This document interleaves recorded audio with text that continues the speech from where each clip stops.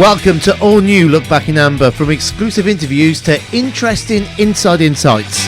Since 2010, we've been the best place to be for all things audio for us Newport County fans.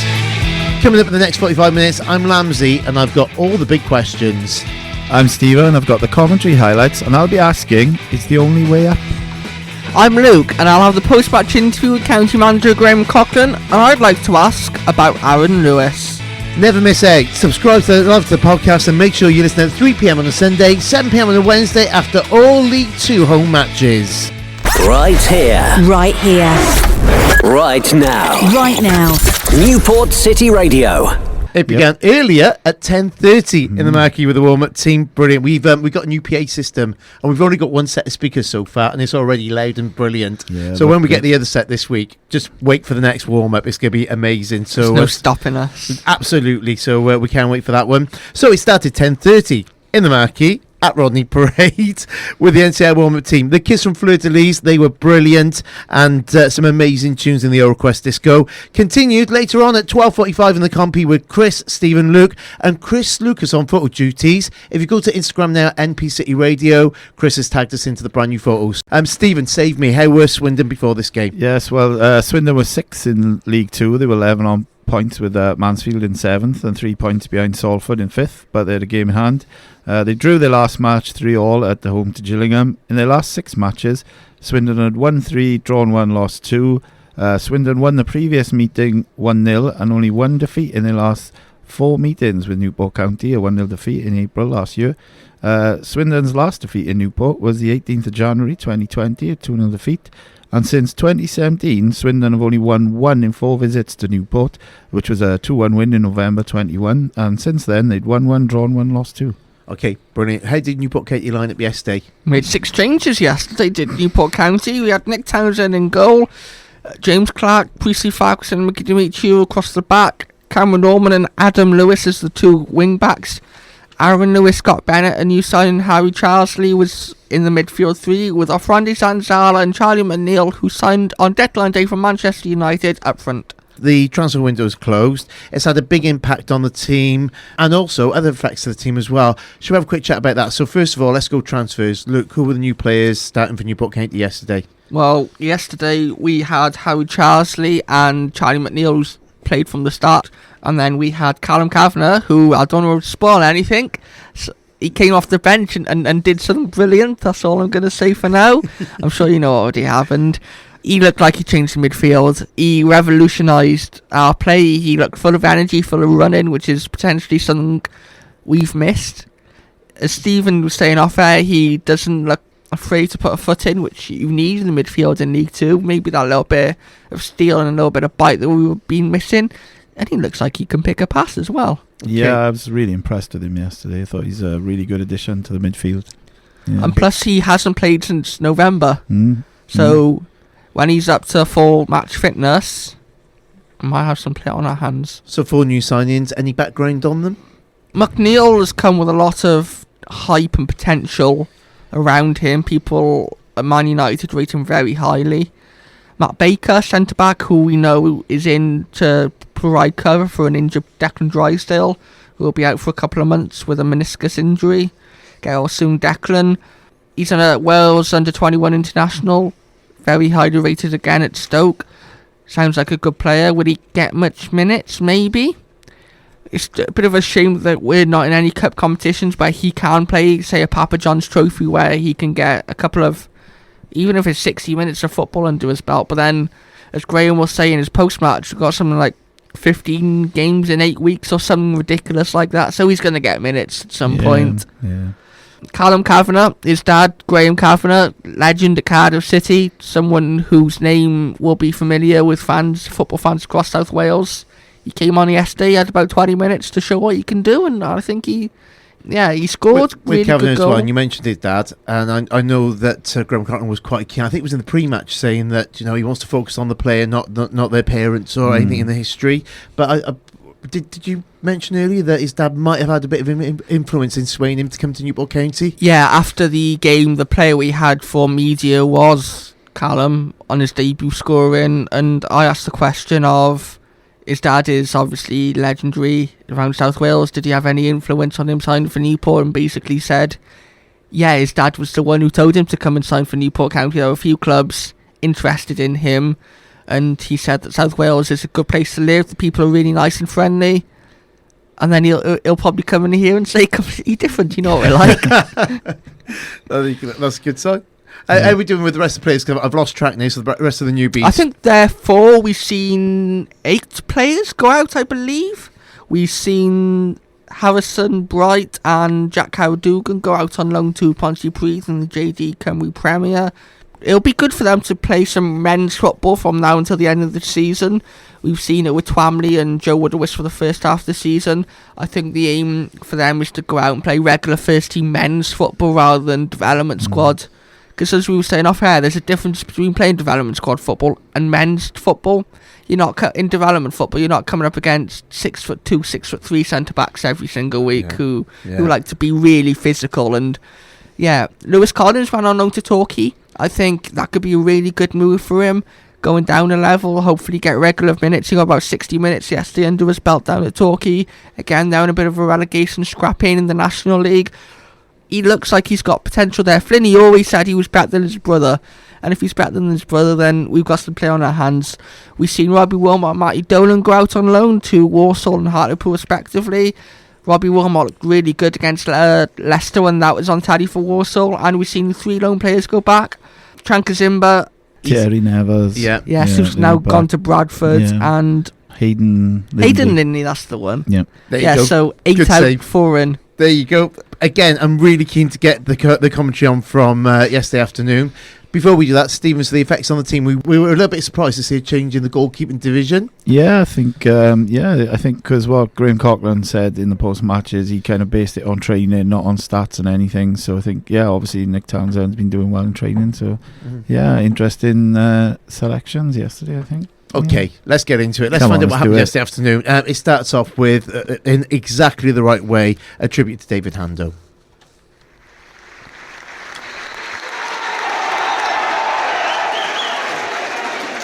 A heartfelt tribute there to David Hando, without whom Newport County would not be here today playing in the Football League. His determination and fighting spirit kept the club alive and kicking in the English football pyramid. Under Hando's stewardship as chairman, the Ironsides became the Exiles before securing a permanent return home to Newport in 1994. And of course, a return to the league itself, 25 years after losing their place. Chris Chapper here in commentary alongside Stephen Howe. It's the January transfer window shut as well, Stephen, and 2 new signings make the first 11 today. Yeah, Chris, just wanted to mention what a great tribute to David Hando there. And both sides were busy in January shopping, and they've taken that opportunity to show their purchases today. Obviously, McNeil for Newport's obviously an exciting talent, and I'm looking forward to seeing him today. Yeah, it should be good. Additional reinforcements up top. It's Newport County against Swindon Town. And Hepburn Murphy tries to turn away for Swindon Town. And bundles over James Clark, who didn't like that. And he's lifting him up, and there's a push in the face from Hepburn Murphy. Norman goes down. That is borderline red card territory from Rashaan Hepburn Murphy. He didn't need to do that. And Jody Morris, who wanted his team to have an edge on his arrival at the club this week, may have got more than he wished for in the opening quarter of an hour here at Rodney Parade. Neil Hare taking his time, the referee. The assistant was right on the spot. I can't see how there can be any escape for Hepburn Murphy. Oh yeah, the blue touch paper has been definitely lit. Been a few niggly challenges, haven't there? But yeah, I think he's got a goal. All eyes on the referee. What's he going to do? Goes to his back pocket. Red card. Hepburn Murphy sent off in the 15th minute. Just need to get a few more wins. Great chance today against 10 men. McNeil Tossing foot, shot for Charles inside the box, and a superb block from Brennan, the centre-back, just got in the way. Forward towards McNeil, controls it inside the box on the left-hand side, has to take it out and give it to Adam Lewis. Cross arrows towards the far post, header in! Cam Norman puts Newport County into the lead. 9 minutes into the second half, deadlock broken, and Newport are ahead. Fine ball from Adam Lewis out on the left. It's seared across the box, and Norman arriving at the back post, nodded it past the goalkeeper Bryn, and it's 1-0. Lovely cross from Lewis there. Yeah, what a beautiful cross. We said Cameron Norman was having an influence on his game, and he's had a big one now by getting that first goal. The 10 men of Swindon have got it all to do now. Outside of the boot to Kavanagh, step over. Aaron Lewis takes it on, squares it to Kavanagh, who rolls it over the line. The flag stays down, and Newport County are 2-0 in front. Callum Kavanagh scores minutes after coming on for his Newport debut. He got a goal last year on loan with Harrogate, and he's off to a flyer at Rodney Parade. County 2, Swindon 0. Well, that was beautiful play. Kavanagh really created that with that step over, didn't he? Brilliant. Yeah, lovely bit of play. Yeah. Very cool from Aaron Lewis to find Kavanagh. What a great way for him to start his Newport County career by getting a goal, which is something we've been badly missing. So hopefully these signings prove the difference for the rest of the season. Yeah, 13 home games in the league coming into this one. County only scored 11 goals, but they've got 2 in one game. Ayandele takes it down the left, chips into Darcy, lays it off, Adeloye, low shot, beats Townsend, and Swindon are back in the game at 2-1. The substitute makes an immediate impact, Tommy Adeloye. County have got to be careful. Bogor's broken free here, edge of the box, and tries to roll it into the bottom corner with his left foot, but it clipped the post, and he's denied a goal that would have ended his barren run, which is 13 without a goal coming into this one. Unlucky Omar Bogor. Cleared by Dimitri again, now Kavanagh shields the ball, referee Neil Hare blows for full time, and Newport County finally have a victory after 6 games without one.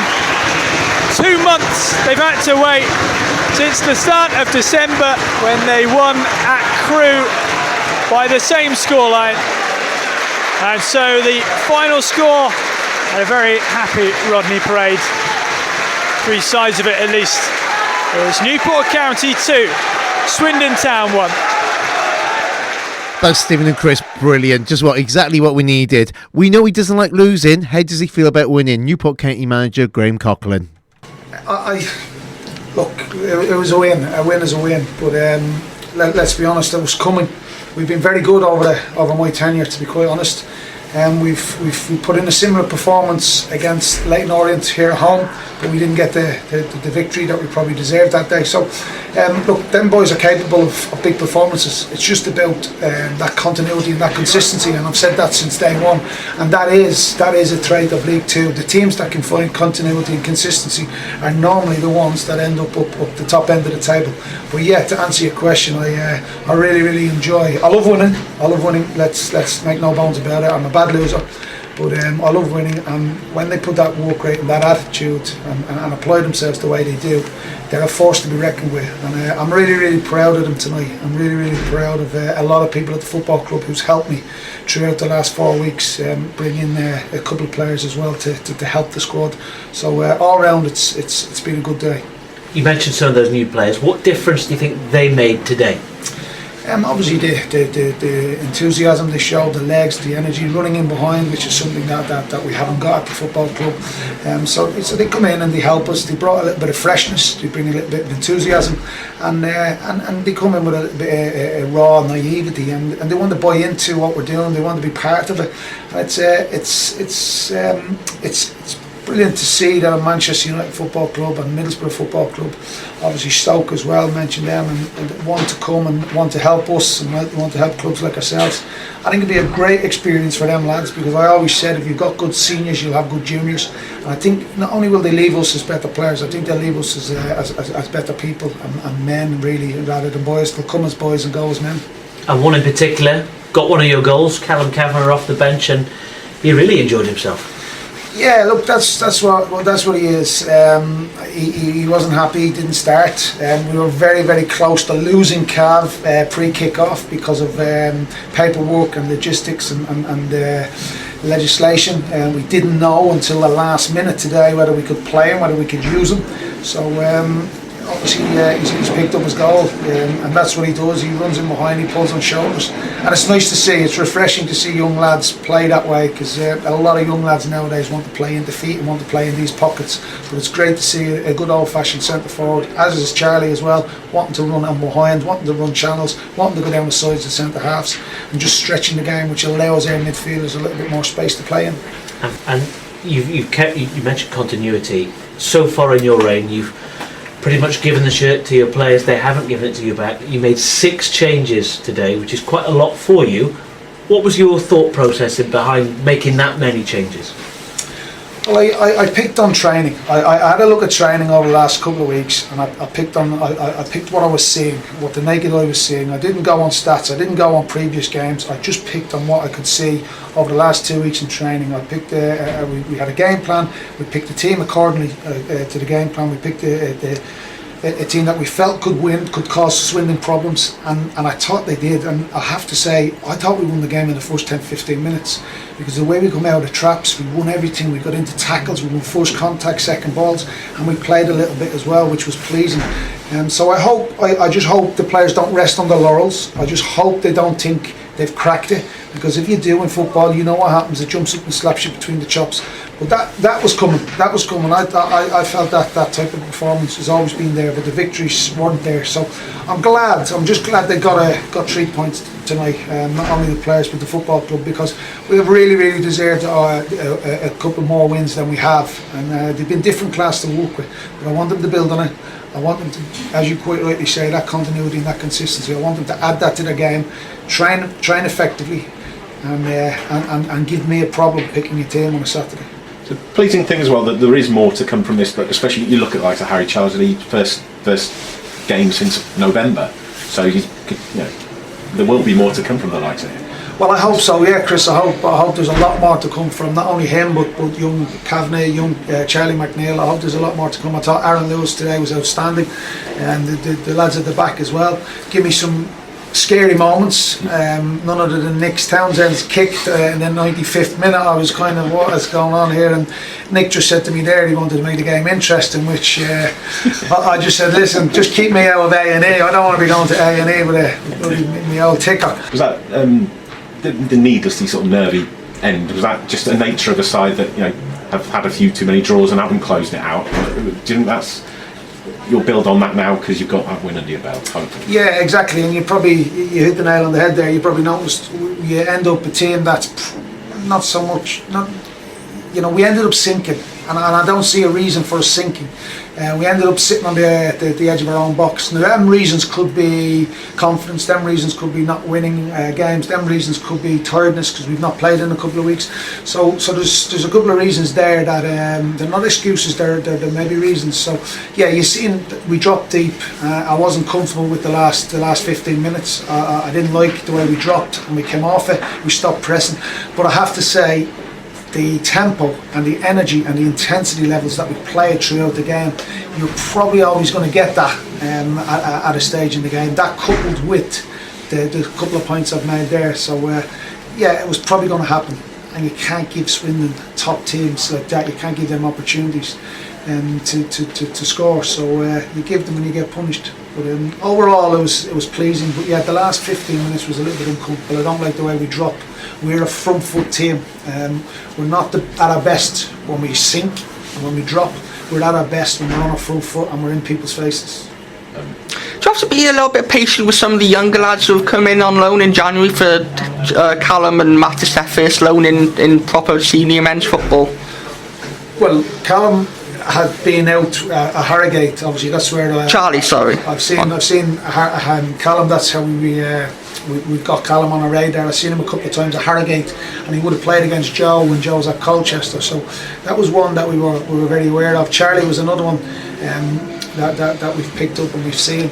But yeah, young lads. We've also got, don't forget, we've also got some young lads. Adam Lewis, Aaron Lewis, Nathan Mariah Walsh. You know, even Declan Drysdale. To be fair, Priestley Ferguson's not that old either. We do have some young lads. Will Evans in amongst us that are permanent. James Way. So there's plenty of young lads there to work with, and that's why I love coming in to work with these guys, because they're so enthusiastic. They want to listen. They want to learn.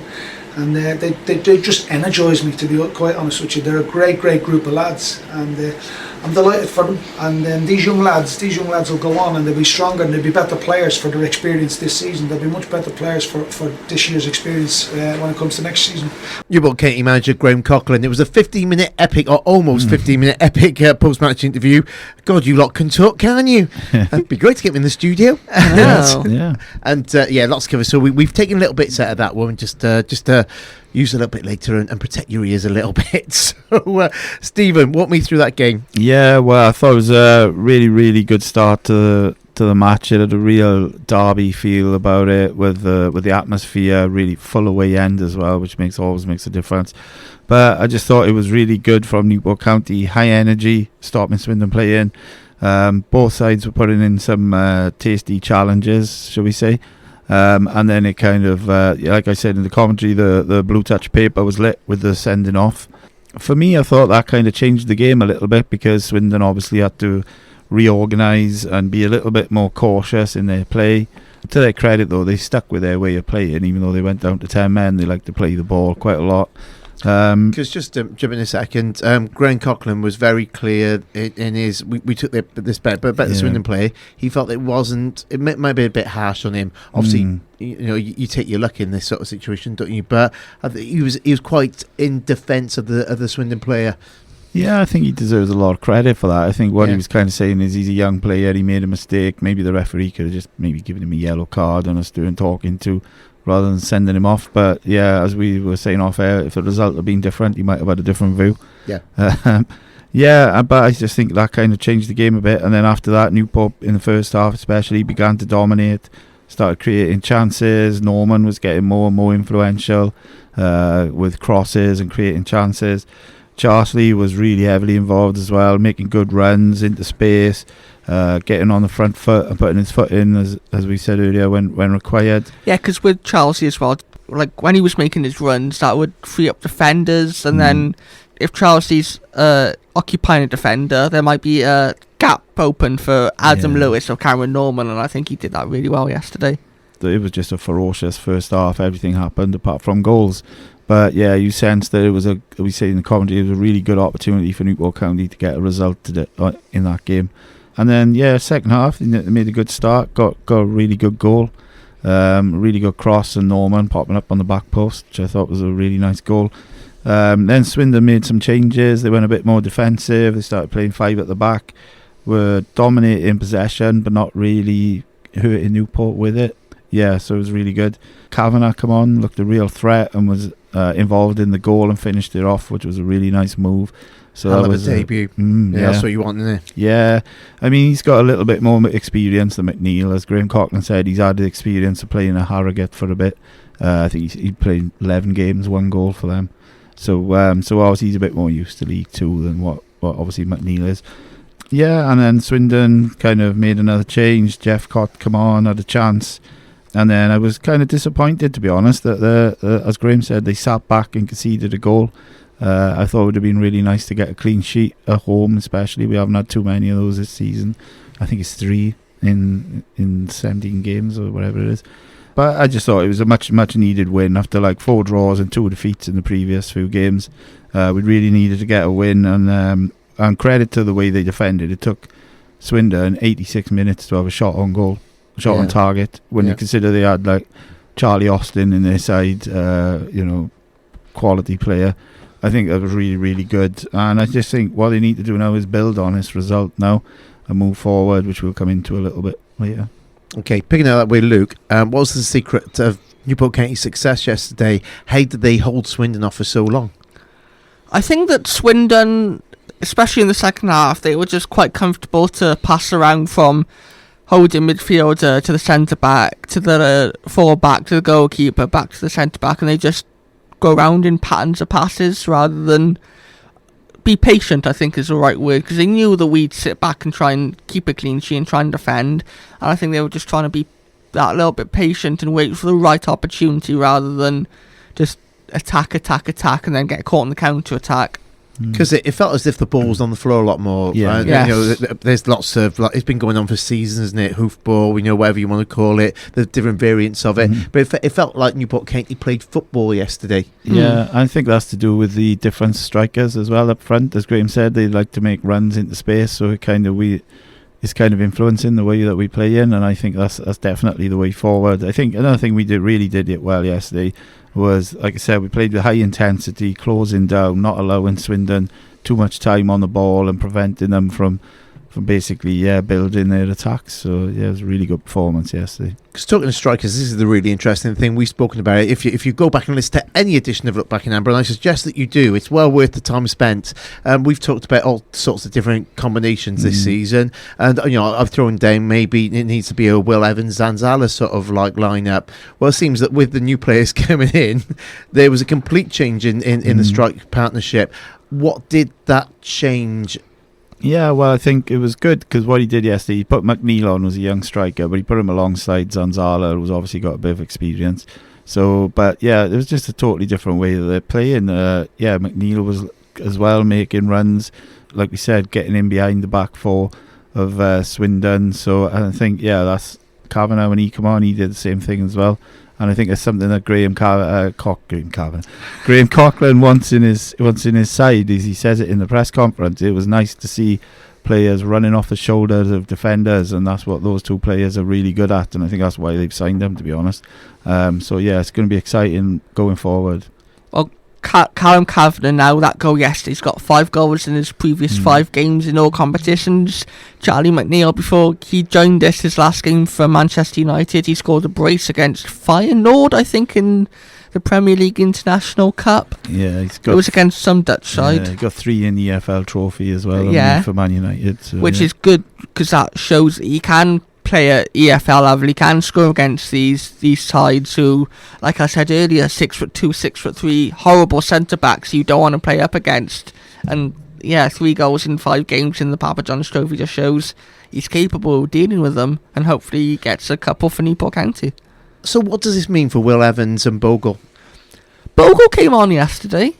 I think he did alright in his little cameo. He nearly scored, he hit the post. But I think these two energetic, young, hungry players up front. I was surprised we got 2 in up front. I thought we might just get McNeil. But I'm not complaining. Kavanagh looks a good player as well. I think that Evans and Bogle might fall down the pecking order a little bit. But then it depends how they do. McNeil is his first loan in men's football. How's he going to cope with the difference between that and under-21 football week in, week out? And Kavanagh, we said it already, he was at Harrogate for the second half of last season, so he's kind of used to it. So I think, for the time being anyway, Evans and Bogle might fall down the pecking order a little bit. Yeah, I think it just gives us options now, doesn't it? And I think we've got a really exciting young attack as well, with Evans, with McNeil, with Kavanagh. I think it's really exciting. But also, we've got the 2 experienced players of Bogle and Zanzala as well. So we've got options, and I suppose it depends on the opposition as well, what he wants to do against them. Different different strokes for different folks, isn't it? So I think we need goals, and we've not been having enough of them, have we? No. So, and there's been an attempt to try little different combinations, and it's not really worked out. So hopefully we're onto something now, and hopefully we can push on from here. Look, let's go for the absolutely Katie man of the match. So, who were the options? And picking up what you two were saying, it could have been a range of different players yesterday, couldn't it? Again, it really could have. So your 4 options were Kavanagh, Norman, Bennett, and Farquharson. Stephen, who was your man of the match yesterday? Well, I would have probably gone for Chelsea, to be honest. I forgot He to put impressed him me. in. Yeah. I've had a blinder of a weekend. Yeah, yeah, but these things happen. It's okay. Yeah. We got you, mate. We got you. Yeah, because listening to what we've been talking about in getting the show ready today, Cameron Norman seemed to have had a blinder on. I'm going on what I've written down on paper here. Good job you say that. Because with 41.4% of the vote, the absolute county man of the match yesterday was Cameron Norman. Oh, see, you know. He knows his stuff, people. He does. Yeah. No, yeah, I'd go along with that. Yeah. So much to talk about. And I think, us three, we got lots of questions about the transfer window still. But let's enjoy the moment. Let's enjoy the whole win that we had yesterday and go from there. I think it's the way to go. British rock band FM are on a UK tour. And they'll be here at the Neon on Saturday, the 20th of May. Doors open at 7:30 p.m. Tickets available at a different website to normal. Check out fmofficial.com. Right here, right now. Newport City Radio. So for my talking point this week, I'm going to ask the question, is it time to start looking up the table? Before we talk about it, I think we've got a clip from Graham Coughlin. With the 3 points today, before the 3 o'clock kickoffs, you're 8 points clear the relegation zone, building a bit of distance between yourselves and the bottom 3. That must be encouraging.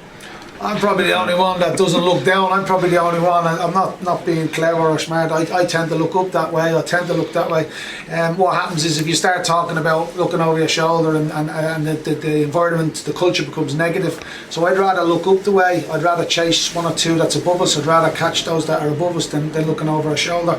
There's enough negativity in the world. There's enough people struggling in the world. So I rather put a smile on my face. I'd rather look up the way, and I'd rather set targets up the way.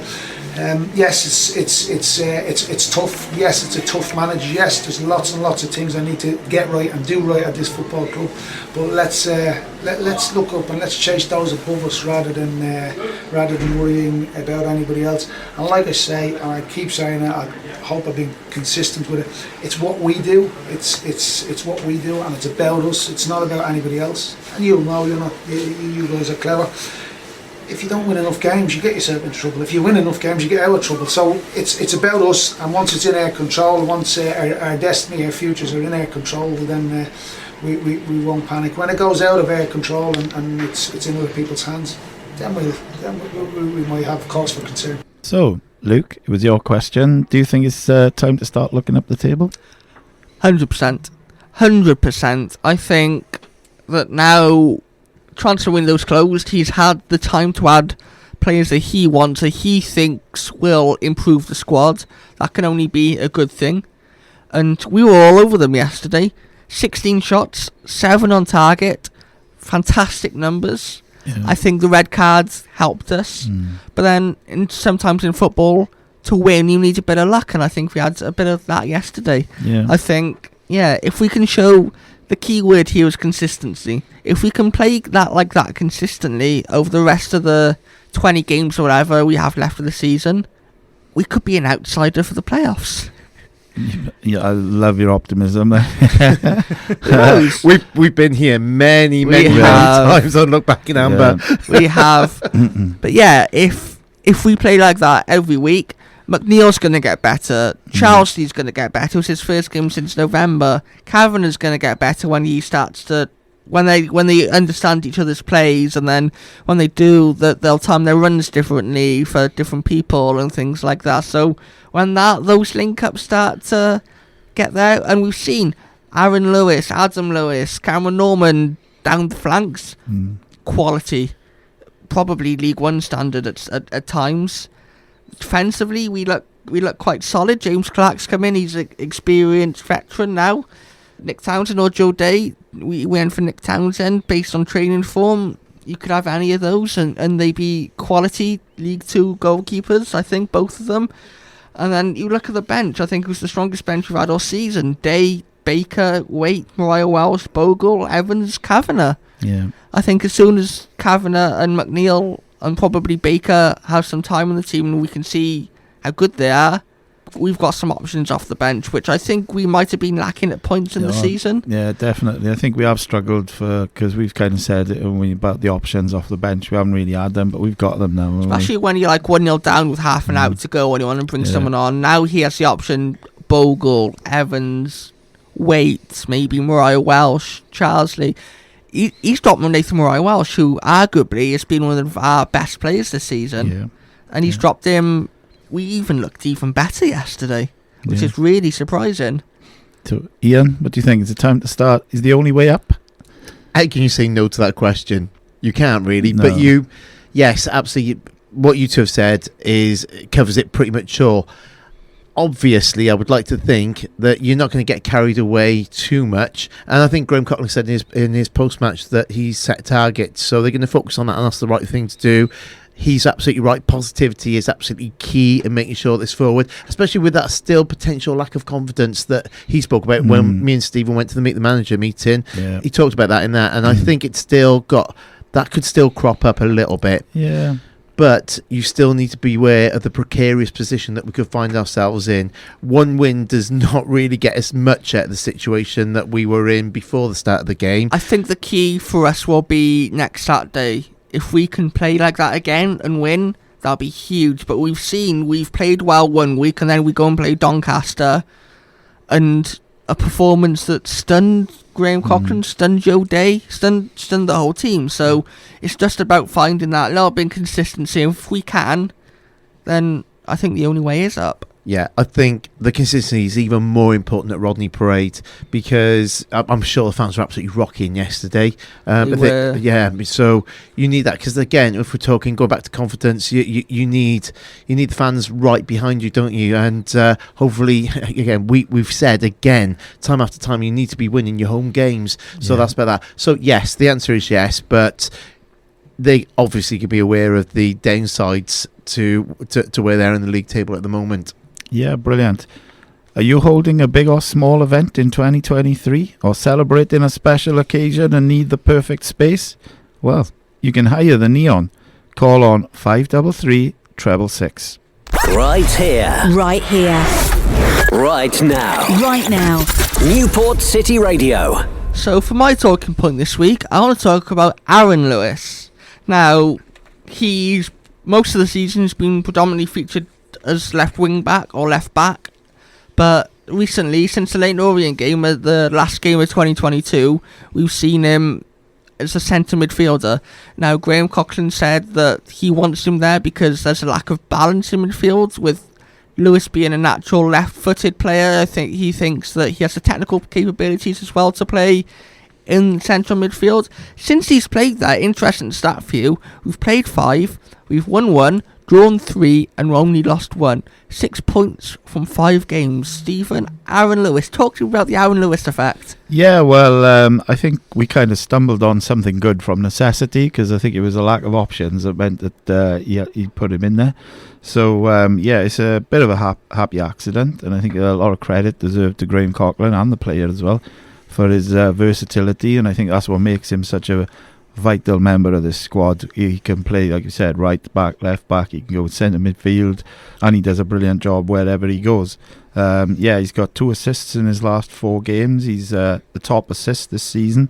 He's got 6 assists, and I'm going to call something Team Lewis. Hello. Oh, look like this. Yeah, Team Lewis. I think he's building up a really good rapport with Adam Lewis, who's playing on obviously the left wing back, and he's the left central midfielder. And I think both defending and going forward, they're really adding something to this team. So I did call them Team Lewis in the commentary yesterday, so I'm going to repeat it again. And I just think, they're both players, they're their top assisters. Like I said, Aaron Lewis has got 6, Adam Lewis has got 4. And like I said, I just think he's a real vital part of the team. Ramsey, you got anything to add here? No, I think you covered it absolutely perfectly. You guys know your players better than I do. All I would say is that it's nice to know that all Lewis is fully functioning and performing their duties really, really well this weekend on the pitch. On the pitch, yes. Thank you, Luke I think Lewis. there's a bus going past the Neon right now. This year, Exposure Wrestling has some fantastic professional wrestling shows lined up at the Neon. Tickets for the first show are already online. There's no age restriction. These shows are suitable for the whole family. All we ask is under 16s be accompanied by the adult.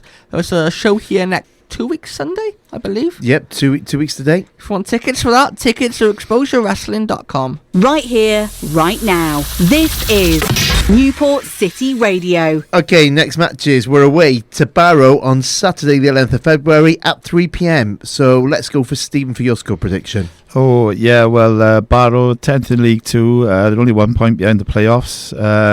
They've done pretty well the last 10 matches. 1-1, drawn 4, lost 5. I'm going to go Newport County to win 2-1. Very consistent. I like that. Luke, what do you think? I think that win yesterday will give us a bit of momentum and a bit of form. Graham Cochran will have a full week on the training pitch with his players after the couple of weeks he's had, obviously due to postponements and whatnot. I'm going to say 2-0 Newport. Okay, clean sheet, like it. Would you keep Townsend in goal? Worked yesterday. Yeah. Okay. Yeah. Fantastic. Sorry, naughty question to throw in there at the end.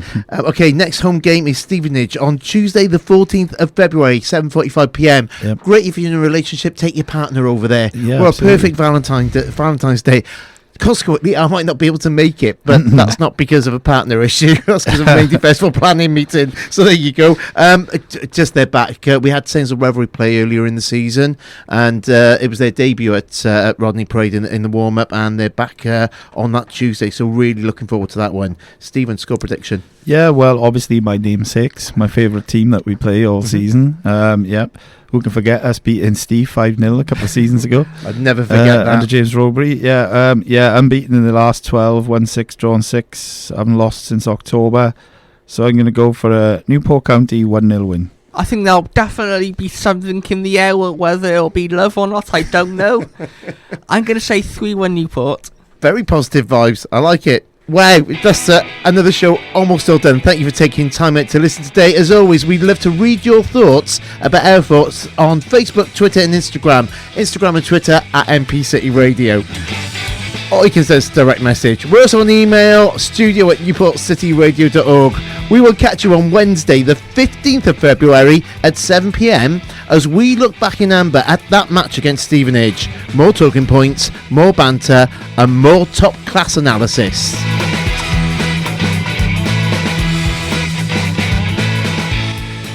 Right here. Right here. Right now. Right now. Newport City Radio.